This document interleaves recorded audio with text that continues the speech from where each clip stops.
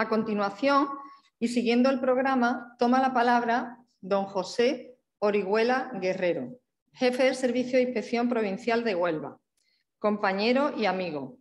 Él va a presentar la ponencia marco que lleva por título ¿Hay razones para un nuevo currículo? El papel de la inspección educativa. Toma la palabra don José Orihuela. Gracias, Pepe. Bueno, buenos días a todas y a todos. Antes de pasar a la presentación de... ¿Se escucha ahora? ¿Sí? Bueno, buenos días, como decía, a todas y a todos. Antes de comenzar la presentación de nuestro ponente, sí quería, en nombre de la Delegación de Educación y en nombre especialmente del Servicio Provincial de Huelva, agradecer a todos vosotros la asistencia. Nosotros estamos muy contentos de contar con esta ocasión de que aquí en Huelva se reciba un acto tan importante y relevante como es este Congreso Regional de USIE, esta jornada de formación. Y expresamente quería agradecer a la directiva de USIE y a nuestro organizador de eventos. Quería agradecer especialmente todo el cariño y todo el esfuerzo que habéis hecho por estar aquí.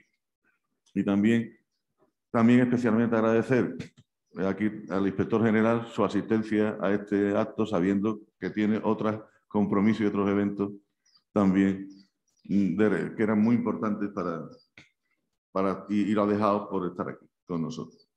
Bueno, vamos a hablar, como ya ha dicho Carmen, se habla del currículum, que es lo que toca hablar ahora, y se habla del papel de la inspección. Voy a leer una parte pequeña, pero inexcusable, del currículum de Francisco Luna Arco, que es un rostro familiar. Yo te conocí ayer personalmente, pero es un rostro familiar para todos nosotros, porque ha participado en un webinar reciente de la Escuela Andaluza de Inspección, que con tanto acierto y tan necesaria era, se ha montado por parte de USIE.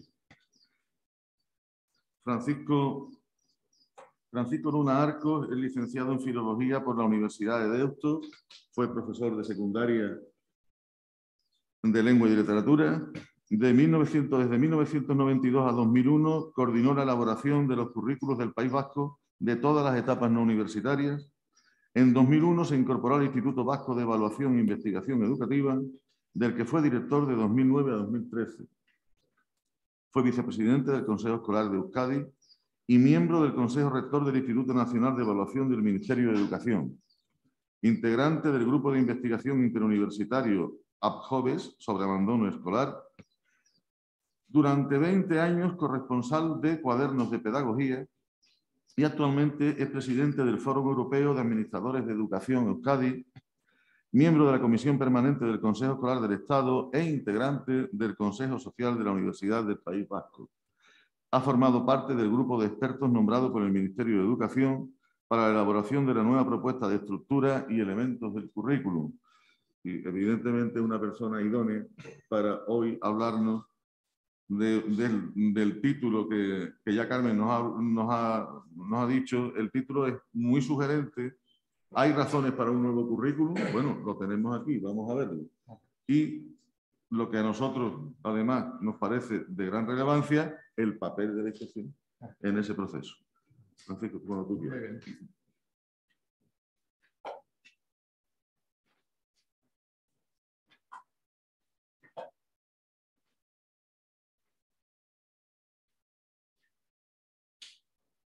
Hola, buenos días a todos y a todas.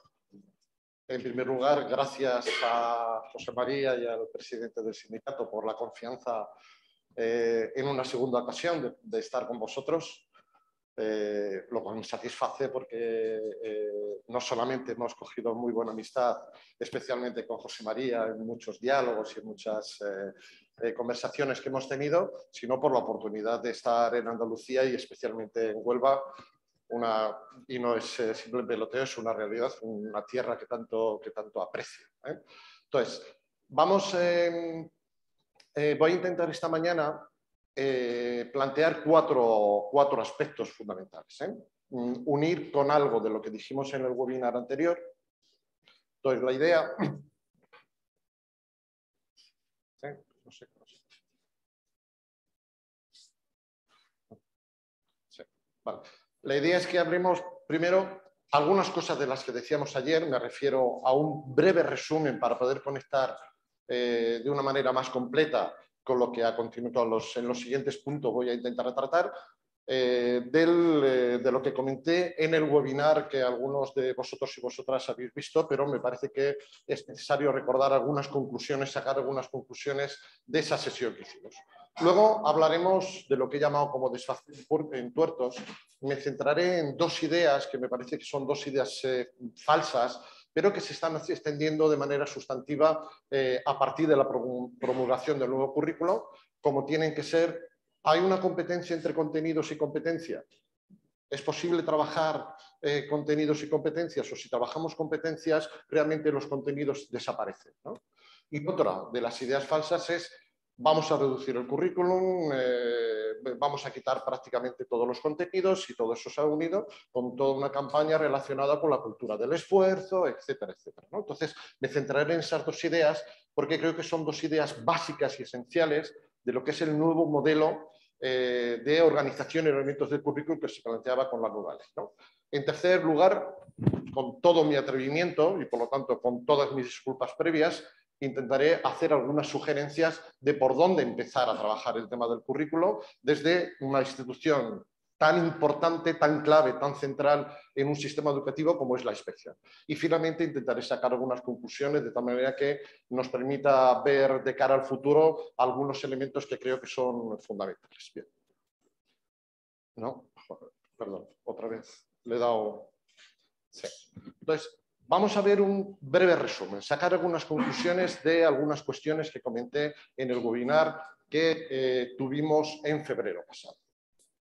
Bien, primero, hay una idea, a veces muy extendida entre el profesorado, que por el hecho de haber tenido una sucesión de leyes educativas desde 1990, en el periodo democrático, hasta la actualidad, el currículo nos ha ido cambiando. Si es cierto que se han modificado parte de los contenidos, si es cierto que se han modificado determinadas materias que se han ido incorporando al currículo, y si es cierto que algunas modificaciones en la propia estructura de los sistemas educativos hemos tenido durante este año como consecuencia de las leyes. Pero en sentido estricto, como elemento profesional, que es un currículo, ha habido muy pocos cambios desde 1990. De hecho, lo que comentábamos, si recordáis esta transparencia, realmente venimos trabajando con unos criterios de formulación de lo que es la práctica docente a partir del currículo desde 1965. Pensad que, por ejemplo, un elemento tan extendido, tan repetido como es la evaluación continua, nos viene ya de 1970 y de ahí nos vienen las unidades didácticas y tantos otros conceptos e ideas que forman parte de nuestra dinámica diaria, ¿no? Bien, hasta 1990 había una perspectiva de organización de elementos del currículo que se modificó de manera sustantiva. Y en 1990 se definió lo que era el currículo. Es el conjunto de objetivos, contenidos, criterios de evaluación y métodos de enseñanza. Ese es el concepto de currículo que en 30 y tantos años no ha cambiado, no se ha modificado. Se han podido modificar, como decía antes, de manera lógica por el propio avance de los sistemas educativos y sociales, elementos de contenidos, elementos de determinados tipos de materia, pero lo que es nuestro instrumento profesional, el currículo, la estructura del currículo, desde 1990, todas las leyes que han pasado a continuación, la LOE, la LOCE, la LONCE, etcétera, no han modificado esta estructura. Objetivos, contenidos, criterios de evaluación y métodos de enseñanza. Bien. Incluso cuando han aparecido elementos que son elementos sustantivos, estratégicos, en estos momentos, como son las competencias básicas llamadas en la ley, en la LOE de 2006, o los estándares de aprendizaje de la LONCE, no han modificado sustantivamente la estructura del currículo. Seguimos teniendo como elemento profesional objetivos, contenidos, criterios de evaluación y métodos de enseñanza. Pero con la LOMLOE, una vez que estaba realmente ya desarrollada en gran parte la ley, desde el propio Ministerio de Educación se plantearon que era necesario hacer una reflexión sobre los problemas que tenía esa estructura del currículum con la que veníamos funcionando en los últimos 30 años, ¿no? Y entonces, pues, a un grupo de personas nos propuso que pensáramos con total libertad una nueva propuesta, analizando, por un lado, cuáles eran los problemas del currículum y analizando al mismo tiempo cuáles eran las grandes corrientes internacionales de desarrollo de los currículos escolares en estos momentos. Bien, a partir de ahí apareció una nueva estructura y elementos del currículo. Estos son los tres elementos que comentábamos, claves, porque los métodos son métodos orientativos, por lo tanto no tienen carácter prescriptivo, y que aparecían en el A11, objetivos, contenidos y criterios de evaluación. Aunque en la formulación ideológica de las diferentes leyes sí que ha habido cambios sustantivos dependiendo del tipo de gobierno que existía en cada caso, desde el instrumento profesional esos cambios no se habían dado. ¿Qué incorporó el A11? Los estándares de aprendizaje, que era un elemento enormemente novedoso en nuestro sistema educativo, no tanto los criterios, es decir, el planteamiento criterial de los currículos, y por lo tanto, en esta reformulación de un elemento nuevo del currículo, como eran los estándares, sí que hubo una definición bastante extraña, hasta tal punto que algunos de los estándares podían servir como referencia para todo un curso escolar o más, y en algunos casos, algunos de los estándares prácticamente podían convertirse en una pregunta de examen, ¿no? Entonces, había una descompensación muy grande. Desde el primer momento, cuando se planteó la modificación del currículum, este elemento estuvo en cuestión. Y luego teníamos, dentro de la LOMCE y de las leyes anteriores desde 2006, un elemento que alumbraba hipotéticamente todo, que eran las competencias básicas, llamadas en aquel momento las competencias básicas, ¿no? Formuladas por la Unión Europea en 2006. Bien, estas competencias básicas iluminaban, pero realmente estaban fuera. Eran dos elementos. De hecho, pedíamos a los centros que dieran dos notas diferenciadas. Unas notas de la competencia y unas notas de cada una de las áreas o disciplinas. Lo cual nos llevaba a un desenfreno mental y a una tecnocracia curricular que nos estaba llevando al desvarío, ¿no? Entonces, ¿qué es lo que plantea la LOMLOE? Plantea, primero, eliminar el tema de los estándares, que era un elemento poco presente en nuestro sistema y que fue, desde el punto de vista de quienes formábamos el grupo de trabajo, poco exitoso en su formulación, aunque sí hay sistemas a nivel europeo que trabajan con estándares. Pero no ha sido una formulación, un elemento curricular que ha formado parte de la tradición de nuestro sistema educativo, ¿no? Se plantearon eliminar los objetivos. Yo no conozco a nadie, a ningún centro, que haya sido capaz de utilizar para algo los objetivos diarios de materia. No conozco a nadie. Era un elemento que estaba ahí, pero que realmente era muy poco útil para la formulación de los proyectos curriculares o de las programaciones. Por lo tanto, ese tema se cambió por lo que se llaman las competencias específicas. Los criterios de evaluación se siguieron manteniendo desde un punto de vista criterial, pero se han reformulado en su idea de lo que es un criterio de evaluación. Y apareció un elemento relativamente nuevo, que era cambiar el término contenidos por saberes básicos. ¿Por qué saberes básicos? Fundamentalmente basándonos en la idea de los tres saberes planteados en la propuesta de LORS de la educación es un tesoro. Saber ser, saber hacer, saber convivir. Por eso el término plural de saberes. Y esta es la propuesta que nos plantea la LOMLOE. Estos son los cambios fundamentales que se establecen dentro de la modificación en la organización y elementos del curso. Bien, y luego un elemento importante. Algo que cubre y que determina todos los elementos que forman parte del currículo, como es el perfil de salida al que nos referiremos posteriormente. Bien, por lo tanto, la nueva estructura curricular que nos plantea la LOMLOE, partiendo de la hipótesis de que, como comentaba al principio, esta modificación de organización y elementos del currículo se hizo posteriormente al articulado que estaba en la ley relacionado con las disciplinas o con las áreas de cada una de las etapas. Por lo tanto, cuando hicimos la propuesta de organización de elementos de currículum, tuvimos una limitación grande en el sentido que no podíamos, igual no era ni siquiera pertinente, pero no podíamos modificar la estructura disciplinar de nuestro sistema educativo. Es decir, cuando nosotros empezamos a trabajar, ya estaba formulado cuáles eran las áreas que formaban parte de la educación primaria o cuáles eran las áreas y materias que formaban parte de la educación secundaria obligatoria o del bachillerato.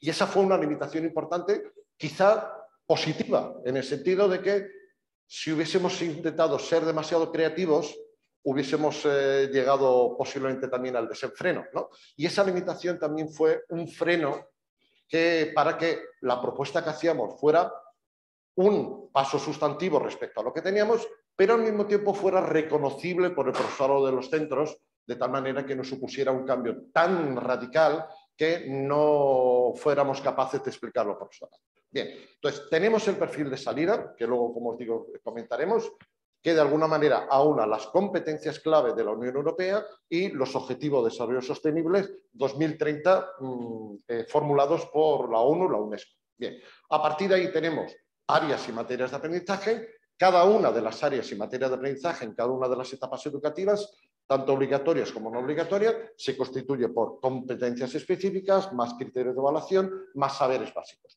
Y el orden de los elementos es importante en este caso. Es decir, se formula la competencia específica, a partir de la formulación de la competencia específica se formulan los criterios de evaluación y para completar las necesidades de contenidos que son imprescindibles para estos dos elementos, se formulan los saberes básicos. Esa es la teoría, ¿no? Luego veremos qué ha pasado. Y finalmente tenemos las orientaciones metodológicas para la base.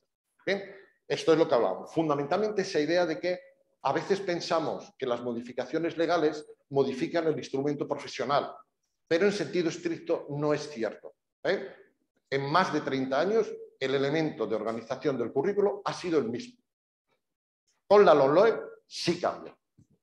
Segunda idea, hay una profunda transformación que está afectando a elementos claves de la educación. No me voy a extender mucho en este tema porque me llevaría mucho tiempo, simplemente citar algunas cosas que comentamos en aquel momento, ¿no? Los grandes cambios de globalización, los cambios sociales, los cambios tecnológicos, toda la idea de la sociedad del conocimiento, por ejemplo, pensar que por primera vez un ordenador fue capaz de superar al ser humano en 1997, con lo que se llamó el Deep Blue, un ordenador de IBM que ganó a Kasparov al ajedrez. Bien, aquel ordenador que ganó a Kasparov pesaba más de 2 toneladas y tenía menor potencial que cualquiera de los móviles que llevamos en estos momentos en el bolsillo. Pensar, por ejemplo, que en estos momentos hay más de 3.500 millones de dispositivos que están conectados a inteligencia artificial a través de un asistente virtual, la Alexia, y lo llevamos en el teléfono. Es decir, ya la búsqueda de información no es meterte en un océano enorme, sino es preguntarle al dispositivo que te diga la respuesta a una pregunta que tienes. Por lo tanto, toda la sociedad del conocimiento de la información ha transformado de manera determinante lo que es uno de los elementos claves del proceso de enseñanza-aprendizaje, como es la información y convertirla en conocimiento. ¿Bien? Hay un nuevo planteamiento, lo que se llama una nueva ecología del aprendizaje. Es decir, la idea de que el aprendizaje es un aprendizaje a lo largo de la vida, que ya no podemos plantearnos que vamos a aprender algo, vamos a estar en un puesto de trabajo y ese puesto de trabajo va a durar para toda la vida. Pensad que los alumnos que entran en estos momentos en educación infantil tendrán muchas posibilidades de vivir en el siglo XXII. ¿Qué pasará en el siglo XXII? Hay que pensar que las previsiones es que esas personas que en estos momentos estamos formando en los centros educativos en las primeras etapas, posiblemente tendrán que cambiar entre 10 y 15 veces de trabajo y que alrededor entre el 20 y el 40% de las profesiones actualmente existentes cambiarán de manera radical o desaparecerán. Entonces, tenemos que cambiar la mentalidad de cuál es la función que tiene el sistema educativo. Pero es que además tenemos otro elemento que es un competidor esencial con el sistema educativo, que es los dispositivos, los recursos, los contextos de aprendizaje fuera del contexto escolar. Cualquiera podemos conectarnos a cursos virtuales de todo tipo. Y nuestros alumnos, cuando tienen intereses, cuando tienen necesidad de saber algo, se conectan a Internet con unos dispositivos que en muchas ocasiones son mucho más atractivos de lo que nosotros podemos ofrecerles en el aula. O, por ejemplo, la personalización del aprendizaje. Hasta ahora, lo que atendíamos, un elemento que siempre se comentaba en los centros educativos era la famosa mochila familiar. Tener en cuenta que los alumnos vienen de contextos socioeconómicos y culturales distintos y, por lo tanto, ese componente es un componente determinante en la educación y en el tipo de aprendizaje que pueden realizar nuestros alumnos, ¿no? Nosotros hicimos una investigación en el País Vasco para ver, teniendo en cuenta el índice socioeconómico, ¿no? Porque no tomamos conciencia de qué es desarrollar una competencia, ¿no? Entonces, el esfuerzo que se ha hecho es, bien, vamos a cambiar el enfoque, vamos a meter la competencia directamente dentro del área. Y esas son las competencias específicas. Y la competencia específica, si recordáis alguno de los esquemas de sistemas educativos internacionales, estaba ya presente, no es un invento del grupo. Una obsesión que hemos tenido cuando elaboramos la propuesta de organización del currículo es que no decía, pero aquí habéis inventado una cosa que esto qué es. Es decir, que habéis estado en una tarde creativa y de pronto os habéis inventado un término que... No. Todos los elementos que forman parte de la nueva propuesta curricular son elementos que están presentes en otros tipos de sistemas educativos. Hay competencias específicas, hay perfil de salida, etcétera, etcétera, ¿no? Y termino porque ya me están haciendo. ¿Cuál es el elemento fundamental para el cambio educativo? Yo lo digo siempre, la evaluación. Si no cambiamos la evaluación, no cambiamos el currículum y no cambiamos las prácticas. Es decir, el trabajo fundamental de reflexión que tendríamos que hacer en los centros, a través de los servicios de inspección, a través de los servicios de apoyo, es reflexionar sobre el tipo de evaluación que estamos haciendo. Si cambiamos la evaluación, estoy seguro que entramos en un nuevo enfoque de enseñanza. Estoy seguro. Y el País Vasco es muy complejo. Hemos llegado a este pacto, pero este pacto ha sido muy difícil porque teniendo el 50% de la población escolar en centros privados concertados, teníamos en los centros públicos el 70% de los alumnos inmigrantes y con problemas. Entonces, el nivel de segregación era tan grave que o llegábamos a un pacto de carácter político y social o la escuela pública se hundía. ¿Sí? Bien, se ha llegado a ese pacto como paso previo imprescindible para llegar a la ley, pero ya empezamos a tener problemas respecto al pacto, porque, como siempre que se llega a un pacto, se pueden interpretar. Y algunas medidas que ha tomado posteriormente a ese pacto el Departamento de Educación, parte de los firmantes del pacto no están de acuerdo, consideran que van con esto. Es decir, que una cosa es la cosa mediática y cómo se vende. Sí se ha llegado a un pacto con un 80% en el que se han quedado solamente fuera PP y Vox. El resto de las fuerzas políticas han apoyado el pacto. Pero bueno, la cosa no es tan fácil porque es un sistema muy complejo, con unos problemas de adquisición lingüística de los dos idiomas, fundamentalmente del euskera, muy graves. Y bueno, da para mucho diálogo. Gracias.